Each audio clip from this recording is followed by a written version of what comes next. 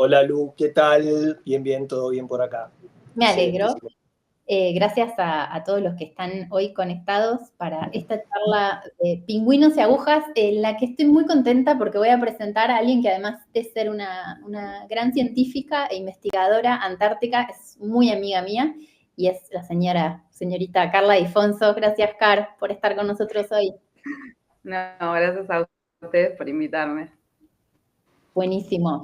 Me encanta además porque la charla de hoy es acerca de un temazo muy central y muy importante porque es nada más y nada menos que de pingüinos, que son como esas pequeñas personitas que los que tuvimos la suerte de poder ir a Antártica las vemos, las escuchamos y las olemos todo a nuestro alrededor. Y hay muchas preguntas alrededor de los pingüinos, especialmente con lo que sucede con el cambio climático, y por eso te hemos convocado hoy. ¿Nos querés contar un poco cómo se relacionan los pingüinos, el ambiente, y por qué es tan importante la temperatura para ellos? Y también, obvio, contanos qué especies estudiás y lo que quieras. Bien. Cuando hablamos de los pingüinos encontramos en distintas partes, siempre en el hemisferio sur, pero en distintas partes, pero particularmente los que viven en Antártida están adaptados a frío, ¿no? Básicamente. Momento, o sea, pingüinos hay solamente en el hemisferio sur, pero no solamente en Antártida, también hay, ¿no? Por Nueva Zelanda o por ahí, no me acuerdo. Claro, y también tenemos en América, continente americano, América del Sur. A Galápagos, claro, y el que llega hasta Galápagos, inclusive, pero son del hemisferio sur. Sur de Argentina también, claro. Bien. No todas las especies están en todos lados. Nosotros trabajamos particularmente con 3 especies, de las cuales una es exclusivamente antártica. A ver, creo que Agus tiene por ahí para compartir con nosotros una foto de las 3 especies. ¿Cuál es exclusivamente antártica, Car? Adelia, el pingüino Adelia, que es el que tiene toda la cabecita negra y el pichón es también todo con el plumón negro. Esa especie, las otras 2 especies que trabajamos, que es barbijo y papúa, en general se los encuentra en islas subantárticas, ¿sí? También en Antártida, pero más en islas subantárticas, e incluso en América, ¿no? América del Sur, en Argentina. Entonces, son especies que quizás están más adaptadas a otro clima, no tan frío, no el hielo marino persistente. Entonces, al haber este calentamiento, el aumento de la temperatura del aire, el aumento de la temperatura del agua, lo que está pasando es que se están viendo más perjudicados estos que son exclusivamente antárticos. ¿Y de qué forma se están viendo perjudicados? Bueno, para empezar la temperatura, ¿no? Que no les es agradable, entonces empiezan como a migrar sus colonias más hacia el polo, ¿no? Hacia el polo sur, que es donde... Más al sur todavía. Exacto, cada vez más al sur. No en el polo, ¿no? Siempre en zonas más costeras, pero más al sur. El único pingüino que es más polar sería el emperador, los más grandes. El emperador y Adelia son los dos de Antártida. Exacto, las 2 especies de Antártida. El emperador, la gran diferencia, bueno, gran diferencia, hay un montón de diferencias, ¿no? Pero el emperador es el que anida, digamos, sobre el pack de hielo marino, en cambio el Adelia lo hace sobre tierra en la costa. Bien. Pero los 2 necesitan del hielo marino para vivir. El Adelia durante el invierno sería no en la etapa reproductiva y el emperador durante todo el año, ¿no? Pero principalmente en la etapa reproductiva, que es donde ponen sus huevos. Entonces, bueno, por un lado esto de las temperaturas y por el otro lado, ¿qué pasa con el hielo? Si no bajan tanto las temperaturas, ese hielo no se va a formar, entonces el emperador, por ejemplo, no va a poder poner sus huevos. Y claro, el Adelia no va a poder mudar y realizar su ciclo de vida en la etapa no reproductiva, ¿no? Bien. Y aparte de eso, algo que está pasando con el calentamiento, sumado a las pesquerías, es que está fluctuando mucho la disponibilidad del krill, que es la principal fuente de alimento de estos pingüinos, de todos los pingüinos en Antártida, pero estos que son exclusivamente antárticos es su principal y casi exclusiva dieta, no tienen plasticidad ecológica como para alimentarse de otros ítems como los pescados, que sí lo pueden hacer los pingüinos papúa, por ejemplo, estos que decía que eran subantárticos, que los encontramos en América del Sur también, en Argentina.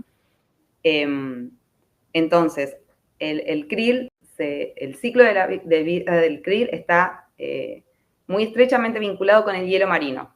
Entonces, si el hielo marino no se forma o se desarma antes, o hay cada vez menos por el aumento de las temperaturas, se corta el ciclo de vida del krill. Entonces, disminuye la abundancia de la principal dieta de estos pingüinos, ¿no? Entonces, hay factores directos y indirectos que están afectando a los pingüinos. Claro, o sea que directamente la temperatura afecta a los bichos por su ciclo interno, digamos, por el momento en el cual llega a donde sea que llegue a la colonia para poner sus huevos, e indirectamente a través del alimento. Claro, pensemos que los animales están adaptados a vivir a una temperatura. Es como si nosotros nos llevan a vivir al medio de un volcán y no podríamos, ¿sí? Hay bacterias que viven ahí, nosotros no podríamos. Bueno, los pingüinos están adaptados a vivir en temperaturas muy frías, mucho más de lo que nosotros quizás soportaríamos, ¿no? Les estamos calentando la casa, les subimos demasiado la calefacción. Perfecto. Ahí tenemos la imagen de las tres especies que estábamos hablando antes. Sí. Eso es.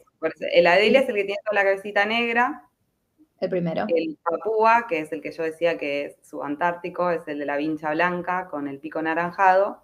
Y el pingüino barbijo, que es el tercero en la imagen, que es el que tiene la línea negra por debajo del pico, tiene características intermedias. Come exclusivamente krill, pero no vive en lugares de aguas abiertas, digamos, no depende del hielo. Entonces, es como que se está viendo afectado, pero no tanto como el Adelia, digamos. ¿Y cuáles son, sabes? Quizás lo sabes, quizás no.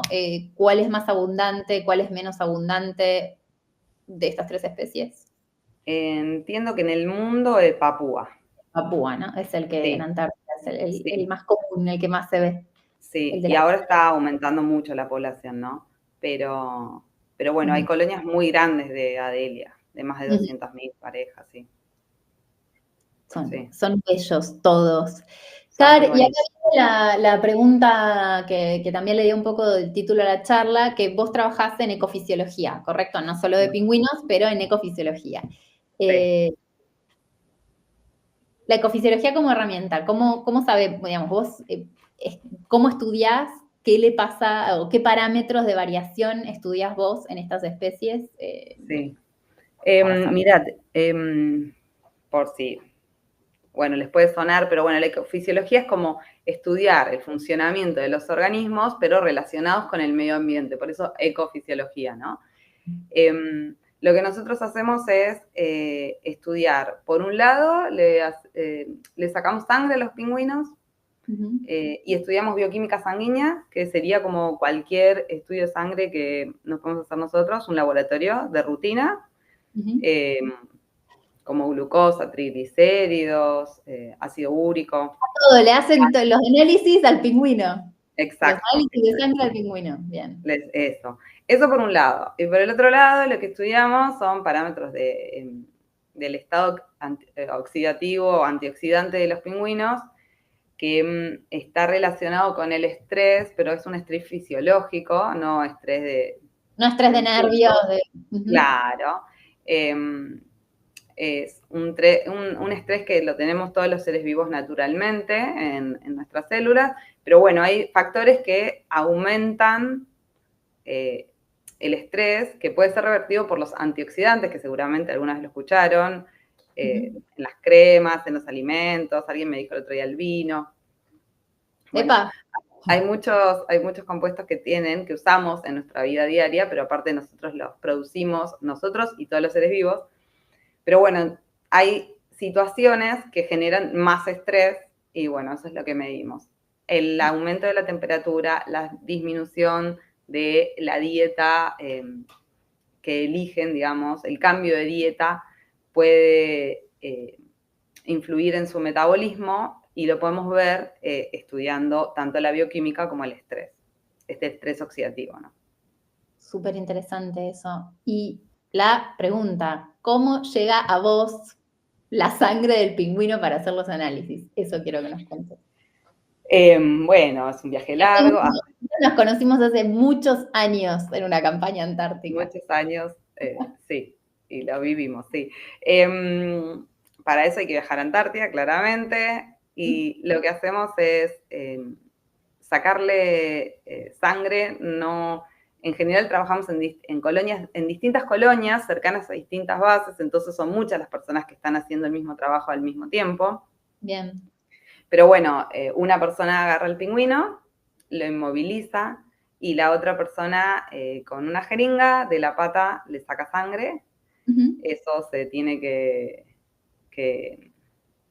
centrifugar, es cuando pasa rápido por una centrifugadora, como podríamos pensar en el lavarropas, pero para tubitos se separa la porción de plasma de la parte roja de la sangre y lo mantenemos en freezer hasta que viene a Buenos Aires y acá lo analizamos.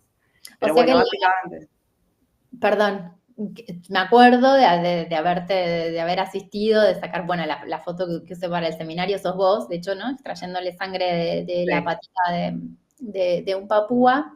Es de otra época, perdón que te interrumpa, es de otra época. Hoy en día tenemos que usar otro protocolo porque hoy en día llegó la gripe aviar a Antártida. Entonces, sí, claro. Se usa otra protección personal, entonces hoy es cuasi astronauta, como se toman las muestras. Por eso la foto es antigua, digamos. Hoy en día no existiría una foto así. Así como la gripe aviar cambió muchísimo cómo hacemos turismo y cómo vamos a los sitios, y en realidad todos los movimientos logísticos y turísticos en Antártida, la gripe aviar los cambió. Me imagino que la manera también de interactuar con la fauna como hacen ustedes debe haber cambiado. Yo no lo quería decir, pero esta foto es del 2009, es de hace muchos años. Que no había gripe aviar y seguramente había muchísimos más pingüinos de los que hay ahora. Pero vos, entonces, pasa ese proceso, vos sacás una gota de sangre o la cantidad de sangre que saques, y eso está en una base en Antártida. Va a una heladerita y eso después va a un barco. ¿Cómo es, digamos? Sí, depende de la base, la colonia donde se trabaje. Hay colonias que están más lejanas a las bases, entonces uno tiene que ir y volver en el día haciendo pocas muestras. Otras veces está más cercano, entonces puede hacer todas de una, total, puede volver y seguir haciendo, porque no implica quizás 1 hora, 2 horas de caminata. Claro. Pero sí, separado el plasma de los eritrocitos, sacamos la muestra de sangre y va en una heladerita conservadora como de helado, de telgopor, con hielo. De ahí a la base, al laboratorio si es que hay, y si no, al lugar donde esté, donde podamos enchufar una centrífuga y centrifugarlo. Y de ahí pasa a los freezers. Del freezer vuelve una heladerita para viajar. Y puede viajar en avión, en el Hércules, o puede viajar en el barco. En estos momentos tenemos el Irizar, por suerte, así que puede viajar en cámara fría. Pero sí, lo transportamos en mochilitas en general, en heladeritas. Y ustedes y todo el equipo, digamos, trabaja durante todo el año con esas muestras que se toman durante la campaña antártica. Sí. En general, tomamos muestras en la primavera austral, que es el momento en que los pingüinos están llegando a las colonias para reproducirse, entonces podemos saber en qué estado metabólico, en qué estado fisiológico llegan para enfrentar la etapa reproductiva. Y esas en general llegan ahora, diciembre, ya no llegan esas muestras. Y después hay otro grupo de gente que viaja para la campaña que se llama de verano, que en general es de diciembre a marzo. Y bueno, ahí sí se evalúa los adultos en el momento de la reproducción, los pichones ya cuando tienen el tamaño de la imagen, que por lo menos pesan 3 kilos, para no molestarlos, no perturbarlos cuando son más chiquititos, y que no corran riesgo de que el padre se corra y, bueno, sean predados. Y después también en el momento de la muda, que es otro momento, que es cuando cambian la pluma antes de volver al mar y, digamos, despedirse de la zona de nidificación hasta el año siguiente. Son etapas del ciclo de vida muy demandantes en cuanto a lo metabólico, digamos, son claves en lo fisiológico. Entonces, por eso estudiamos esos momentos. Y esas muestras sí llegan en marzo, abril, y estamos con todas las muestras durante el año analizándolas para el año siguiente volver a empezar. Claro, la importancia de las campañas antárticas, toda la información que se saca en esos pocos meses. Car, y quizás, probablemente lo sepas, sino cuando el bichito llega en la primavera, y eso que vos contabas, no llega, para enfrentar, sucede la reproducción, después la muda y después vuelve al mar. ¿Qué pasa en todo ese tiempo hasta que vuelve a la colonia? Porque además vuelven siempre a la misma colonia de la que nacieron. Sí, suele haber fidelidad al sitio, incluso, como dicen muchas veces, monogamia, vuelven a buscar su pareja. Claro. Pues, en general lo que van haciendo es dentro del manchón en la colonia, van yendo de afuera hacia adentro, los más juveniles, los más jóvenes están en general afuera, los más adultos o más experimentados, por así decirlo. Más bueno, los sitios más adentro de la colonia están más buenos que los sitios en la periferia. Claro. No la tenía. Pero bueno, depende de la especie, es a dónde van el pingüino Adelia, el que dije que era exclusivamente antártico. Migra y queda digamos, de marzo a la primavera, se queda en los packs de hielo pasando el invierno, por así decirlo, alimentándose y se queda en el pack de hielo. Migra hacia otra zona donde haya seguro hielo marino que se forme. En cambio, los otros pingüinos, como les había dicho que prefieren aguas libres de hielo marino, en general no migran y se quedan cercanos a la zona de nidificación. Hay algunos que incluso los podemos ver en donde forman sus nidos, se quedan por esas zonas. Qué locura. Porque uno siempre los vemos en verano y sabemos lo que hacen en verano, pero no tenemos la más pálida idea nosotros de qué hacen cuando no están en la costa. Igual en general la mayor cantidad de estudios está hecho en el verano, digamos, ¿no? Claro.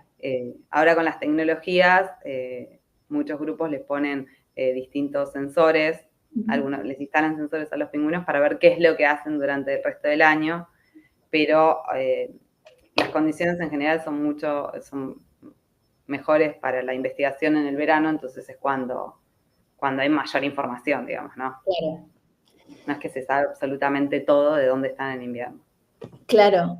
Car, y la última pregunta que tengo así en la cabeza, de las variables que vos estudiás en sangre, ¿hay alguna que sea en particular, como la primera que vos vas a mirar cuando haces un análisis y me imagino que ves varias cosas y varios compuestos y demás? ¿Hay una que sea la particular que vos vas a mirar y decís, bueno, con esto podemos saber si este año o este verano estos bichos o este pool de bichos está mejor o está peor que el año pasado o no? ¿O es una batería de cosas? Sí, en general es el conjunto es como si uno mira un análisis de sangre nuestro, porque hubo un valor esté medio desajustado, no vamos a dar un diagnóstico. Yo tengo el colesterol por las nubes, me retan, y es 1.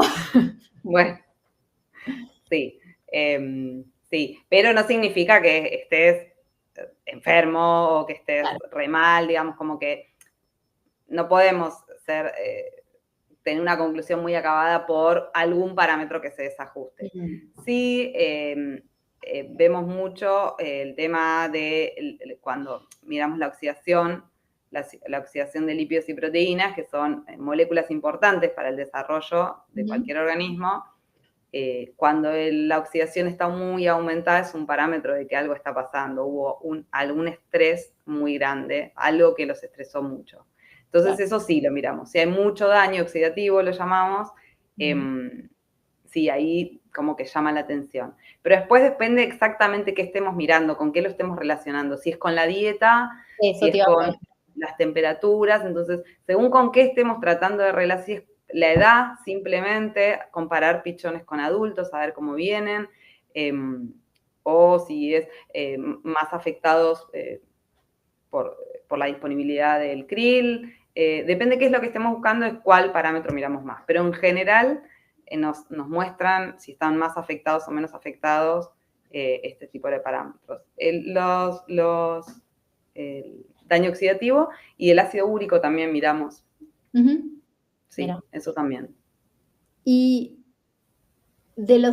¿hay algún evento o alguna conclusión que hayan podido sacar, que quizás no, que puedan, algún evento o climático o de sobrepesca, por decirte cosas que se me vienen? ¿Hay algún evento en los últimos años que hayan podido relacionar con algún tipo de estrés?